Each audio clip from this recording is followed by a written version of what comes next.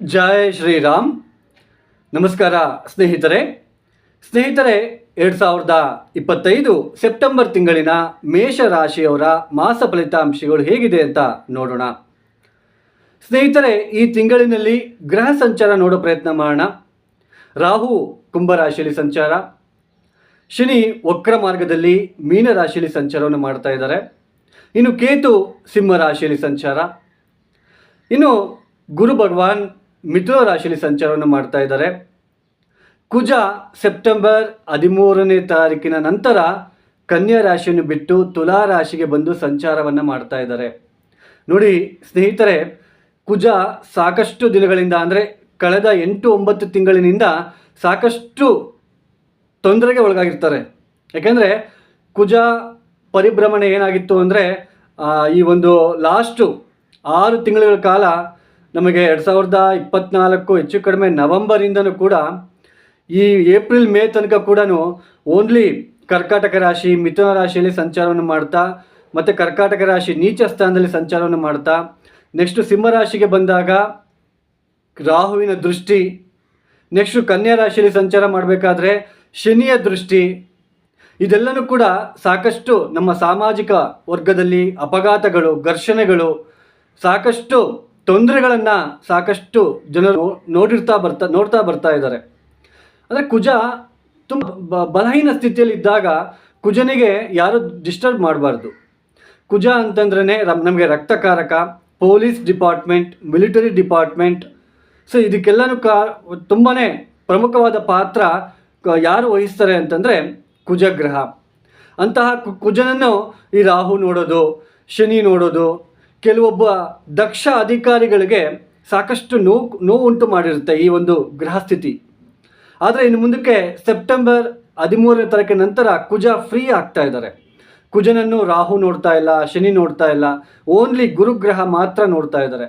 ಇನ್ನು ಮುಂದಕ್ಕೆ ಸ್ವಲ್ಪ ಪೊಲೀಸ್ ಡಿಪಾರ್ಟ್ಮೆಂಟ್ನಲ್ಲಿ ಯಾರೆಲ್ಲ ದಕ್ಷ ಒಂದು ಅಧಿಕಾರಿಗಳಿರ್ತಾರೆ, ಮಿಲಿಟರಿ ಡಿಪಾರ್ಟ್ಮೆಂಟಲ್ಲಾಗಿರ್ಬೋದು, ಅಂಥವ್ರಿಗೆಲ್ಲರಿಗೂ ಕೂಡ ಸಾಕಷ್ಟು ಉತ್ತಮವಾದ ಬೆಳವಣಿಗೆ. ಅಂದರೆ ಅವ್ರಿಗೆ ಯಾರೂ ಅಡ್ಡ ಬರೋದಿಲ್ಲ ಈ ಸಮಯದಲ್ಲಿ. ಆ ಟೆನ್ಷನ್ನು ಈ ಟೆನ್ಷನ್ನು, ಅವ್ರು ಯಾರೋ ಇನ್ಫ್ಲುಯೆನ್ಸು, ನಮಗೆ ನಮ್ಮ ಕೆಲಸಕ್ಕೆ ಅಡ್ಡ ಬರ್ತಿದ್ದಾರೆ, ಯಾರೆಲ್ಲ ಸಿನ್ಸಿಯರ್ ಆಗಿರ್ತಾರಲ್ವ ಅಂಥವ್ರಿಗೆ ಈ ಗ್ರಹ ಸ್ಥಿತಿ ಉತ್ತಮವಾಗಿರುತ್ತೆ. ಅವರನ್ನು ಅವರು ಪ್ರೂವ್ ಮಾಡ್ಕೊಳೋದಕ್ಕೆ ಇದು ತುಂಬ ಒಳ್ಳೆಯ ಸಮಯ ಇದಾಗಿರುತ್ತೆ. ಮತ್ತು ಆಮೇಲೆ ಕುಜನಿಗೆ ಶನಿಯ ದೃಷ್ಟಿ ಯಾವಾಗ ಬೀಳ್ತಾ ಇರುತ್ತೆ, ಮತ್ತು ರಾಹುವಿನ ದೃಷ್ಟಿ ಬಿದ್ದಾಗ ಈ ಸಾಕಷ್ಟು ಅಪಘಾತಗಳು, ಮರ್ಡರ್ಸು, ಇದೆಲ್ಲನೂ ಕೂಡ ಯಾಕೆ ಇದೆಲ್ಲ ಆಗ್ತಾ ಇರುತ್ತೆ ಸಾಮಾಜಿಕ ವಲಯದಲ್ಲಿ ಅಂತಂದರೆ ಇದೇ ಕಾರಣಕ್ಕೆ ಸ್ನೇಹಿತರೆ. ಈ ಕುಜನ ಒಂದು ಸಂಚಾರ ಈಗ ಸ್ವಲ್ಪ ಉತ್ತಮವಾಗಿರುತ್ತೆ.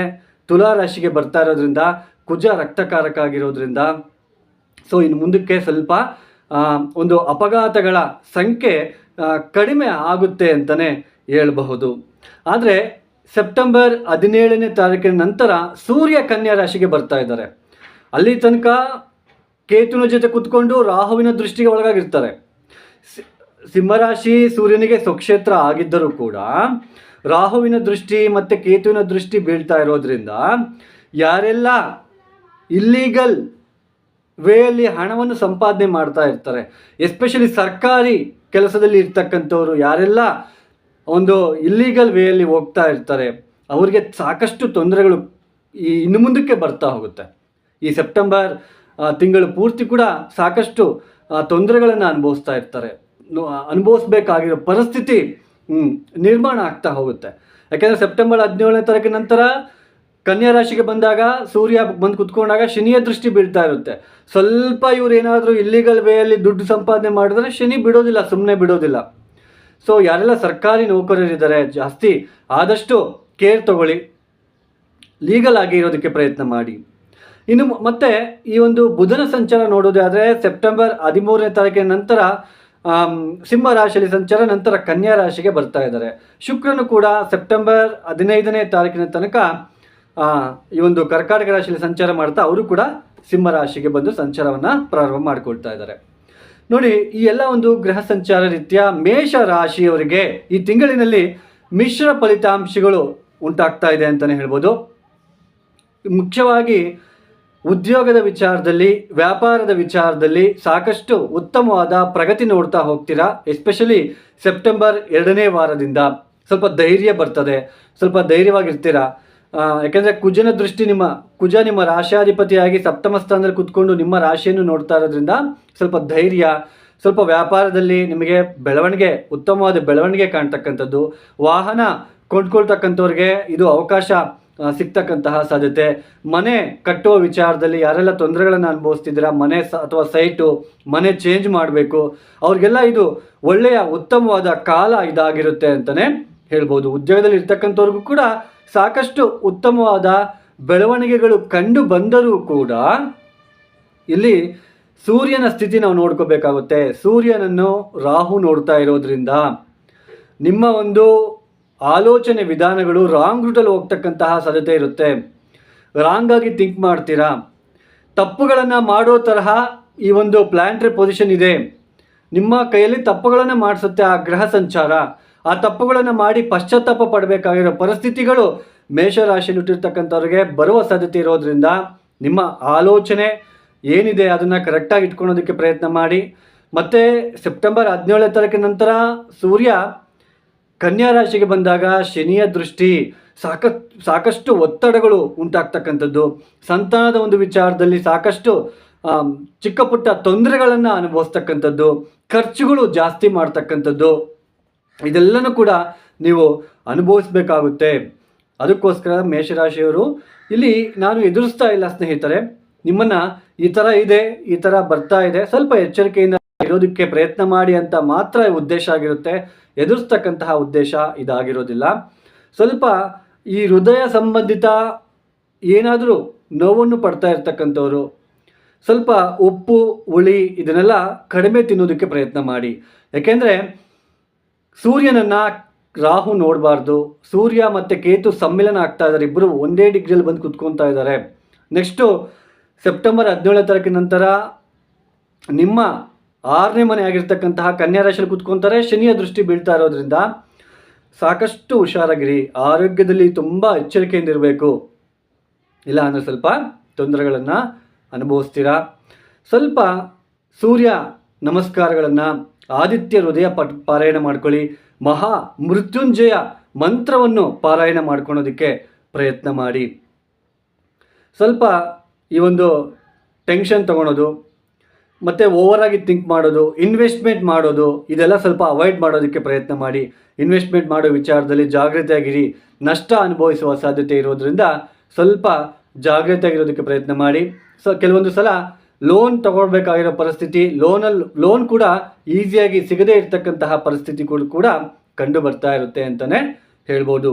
ಪ್ರೀತಿ ಪ್ರೇಮ ಅಂತ ಏನೆಲ್ಲ ನೀವಿದ್ದೀರಾ, ಎಸ್ಪೆಷಲಿ ಹೆಣ್ಣು ಮಕ್ಕಳು ನೋಡಿ, ಯಾವುದೇ ಕಾರಣಕ್ಕೂ ಪಂಚಮಾಧಿಪತಿ ಕೇತು ಗ್ರಸ್ತ ಆಗ್ತಾ ಇರೋದ್ರಿಂದ, ಪಂಚಮಾಧಿಪತಿ 6ನೇ ಮನೆಯಲ್ಲಿ ಬಂದು ಕುತ್ಕೊತಾ ಇರೋದ್ರಿಂದ, ಪಂಚಮ ಸ್ಥಾನಕ್ಕೆ ಮತ್ತೆ ಶುಕ್ರನ ಪ್ರವೇಶ ಮತ್ತು ಬುಧನ ಪ್ರವೇಶ ಕೂಡ ಆಗ್ತಾ ಇರೋದ್ರಿಂದ, ರಾಹುವಿನ ದೃಷ್ಟಿ ಬೀಳ್ತಾ ಇರೋದ್ರಿಂದ ನಿರ್ಜನ ಪ್ರದೇಶಕ್ಕೆ ಒಬ್ಬರೊಬ್ಬರೇ ಹೋಗಬೇಡಿ.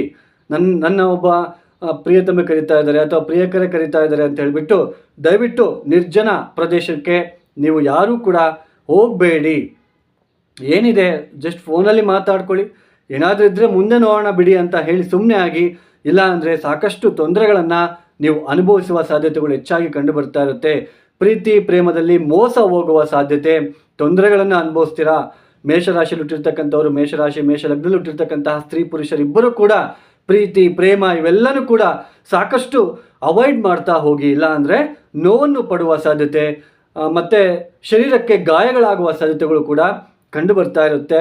ರ್ಯಾಶ್ ಡ್ರೈವಿಂಗ್ ಇದನ್ನೆಲ್ಲ ಮಾಡಬೇಡಿ. ಸ್ವಲ್ಪ ಒತ್ತಡವಾಗಿರ್ತಕ್ಕಂತಹ ಒಂದು ಪರಿಸರ ನಮಗೆ ಬರ್ತಾ ಇರೋದ್ರಿಂದ ಸಾಕಷ್ಟು ಹುಷಾರಾಗಿರಬೇಕು. ಪ್ರತಿನಿತ್ಯ ಮಹಾಮೃತ್ಯುಂಜಯ ಮಂತ್ರವನ್ನು ಪಠನೆ ಮಾಡ್ಕೊಳ್ಳಿ ಅಥವಾ ಕೇಳಿ. ನೀವು ಬೆಳಗ್ಗೆ ಎದ್ದ ತಕ್ಷಣ 108 ಸಲ ಕೇಳೋದಕ್ಕೆ ಪ್ರಯತ್ನ ಮಾಡಿ. ಬೆಳಗ್ಗೆ ಸಾಯಂಕಾಲ ಕೇಳ್ತಾ ಕೂತ್ಕೊಳ್ಳಿ. ಓಂ ನಮಃ ಶಿವಾಯ ಈ ಶಿವಪಂಚಾಕ್ಷರಿ ಮಂತ್ರ ನೀವು 1000 ಸಲ ಹೇಳ್ಕೊಳೋದಕ್ಕೆ ಪ್ರಯತ್ನ ಮಾಡಿ. ದೊಡ್ಡವರ ಪರ್ಮಿಷನ್ ಇಲ್ಲದೆ ಹೊರಗಡೆ ಜಾಸ್ತಿ ಸುತ್ತಾಡೋದಕ್ಕೆ ಹೋಗಬೇಡಿ. ಅವರ ಗಮನಕ್ಕೆ ಬಾರದೆ ಸುಮ್ಮನೆ ನಿಂಪಾಡಿ ನೀವು ಹೋಗೋದಕ್ಕೆ ಹೋಗಬೇಡಿ. ಮಕ್ಕಳು ಓದ್ತಾ ಇರ್ತಕ್ಕಂಥವರೆಲ್ಲರೂ ಕೂಡ ಸಾಕಷ್ಟು ಎಚ್ಚರಿಕೆಯಿಂದ ಇರಿ. ಪ್ರತಿನಿತ್ಯ ಸೂರ್ಯ ನಮಸ್ಕಾರ, ಆದಿತ್ಯ ಹೃದಯ ಸ್ತೋತ್ರಗಳನ್ನು ಪಾರಾಯಣ ಮಾಡ್ಕೊಳೋದಕ್ಕೆ ಪ್ರಯತ್ನ ಮಾಡಿ. ಉದ್ಯೋಗದಲ್ಲಿರ್ತಕ್ಕಂಥವ್ರಿಗೆ, ವ್ಯಾಪಾರದಲ್ಲಿರ್ತಕ್ಕಂಥವ್ರಿಗೆ ಅನುಕೂಲಕರವಾಗಿರುತ್ತೆ. ಮಿಕ್ಕಿದೆಲ್ಲ ರಂಗದಲ್ಲಿರ್ತಕ್ಕಂಥವ್ರಿಗೆ ಸ್ವಲ್ಪ ಒತ್ತಡಗಳು ಜಾಸ್ತಿ ಇರುತ್ತೆ. ಅದರಲ್ಲೂ ಪೊಲೀಸ್ ಇಲಾಖೆಯಲ್ಲಿ ಕೆಲಸ ಮಾಡ್ತಾ ಇರ್ತಕ್ಕಂಥವ್ರಿಗೂ ಕೂಡ ಸಾಕಷ್ಟು ಉತ್ತಮವಾದ ಸಮಯ ಇದಾಗಿರುತ್ತೆ.